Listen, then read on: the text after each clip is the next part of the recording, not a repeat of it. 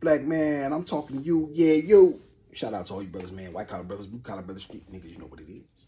Black man, I'm back. The Gears and I are in the house. The Gears has been a little grumpy today. That is to be expected. She daddy's pumpkin, and I don't really care what she do. She can be as grumpy as she. Black man, I want to apologize for yesterday's content. It was sloppy. I was sloppily dressed. I should have taken more time and care. No excuses will be tolerated over here. Just simply know that my apology is sincere and it will not happen again. I will take the requisite care and time, and I suggest you brothers do the same. Black men, I want to discuss and weigh in on the Lord Jamar. What's got his Fat Joe's disagreement about who created hip hop, as if that's really truly a dialogue to be had.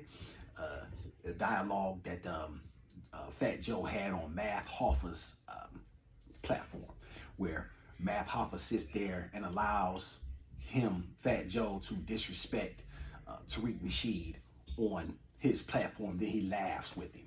This is why you don't get no respect. This is why I don't care about black men who have money. You mean absolutely nothing to me unless you're a man of honor and integrity and character. I don't care if you make $5,000 a year.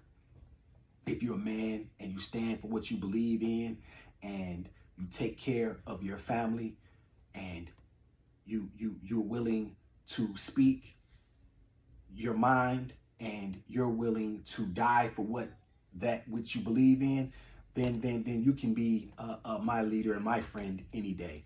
I'm not interested in how much a man makes. That is not a prerequisite for a comrade of mine. I know a lot of men who have money, but that doesn't mean that you are to be a man whom it is to be respected. I don't ever want my daughter to simply think that a man's money classifies him in order or should be the barometer for which she judges him and then accepts him into his world, into her world. No. So, black man, why do I want to speak about this? Because I've known for over 20 years, excuse you, pumpkin. I've known for over 20 years that we haven't had any friends. I've known since I was in prison when I would see how races would bond together. We're the only ones who think someone likes us. And then we'll allow people to disrespect us and won't hold them accountable. People have vamped, stolen, other races have vamped, misappropriated, stolen, downright taken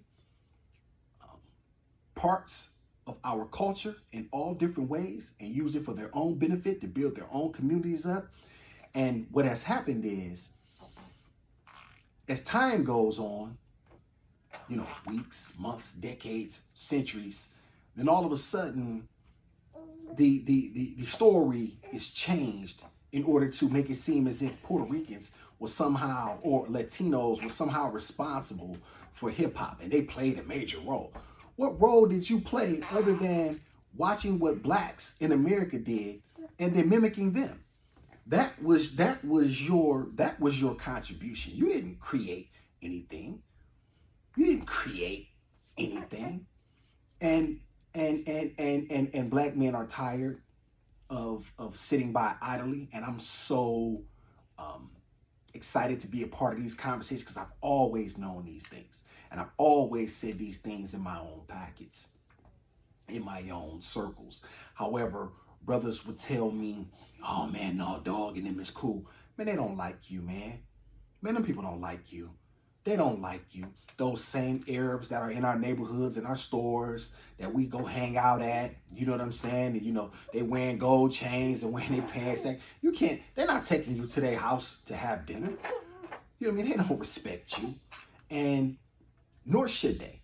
It's time for black men to respect themselves. It's time for black men to clean themselves up. It's time for me to be responsible for being, holding myself accountable for being a part of that process. Brothers, I started dressing like this when I got out of prison. Some people may think I just do this specifically for YouTube, and that wouldn't be the case. I've been dressing like this for quite some time. There was times when I didn't. However, I've always liked to dress like this. Why? Because I wanted to be a man who was worthy of respect. And I knew that you could not be a man who was worthy of respect if you did not move and dress like one.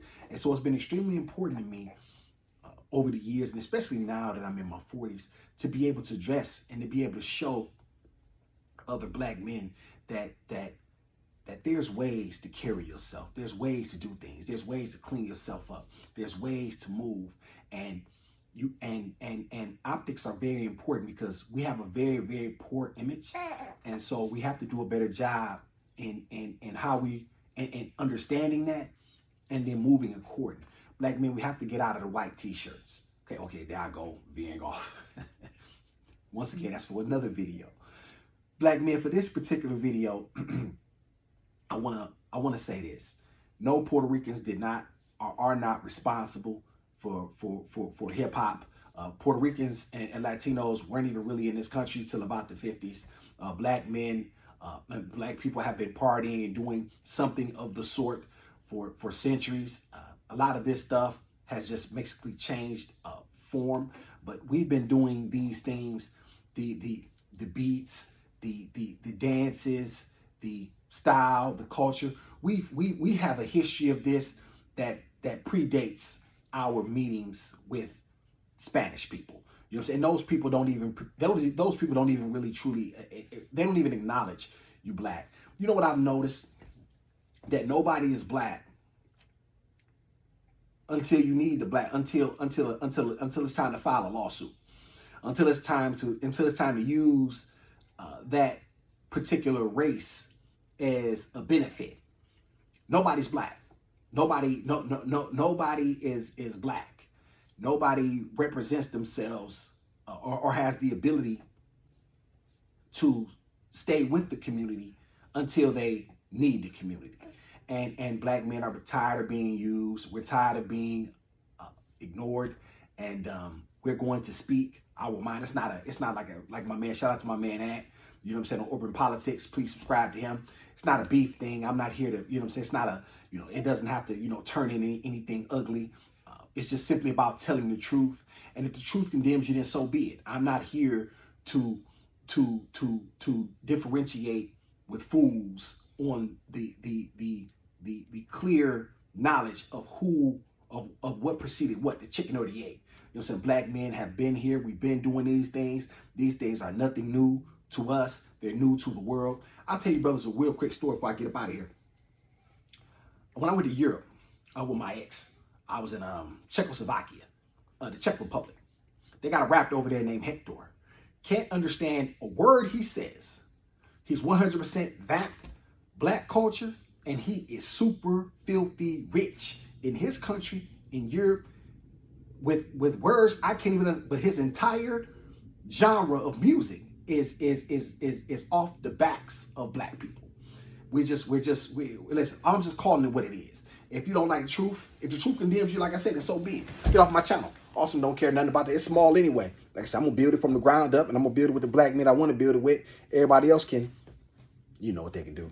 Awesome, set it in your note. So be it. Say see you later, guys.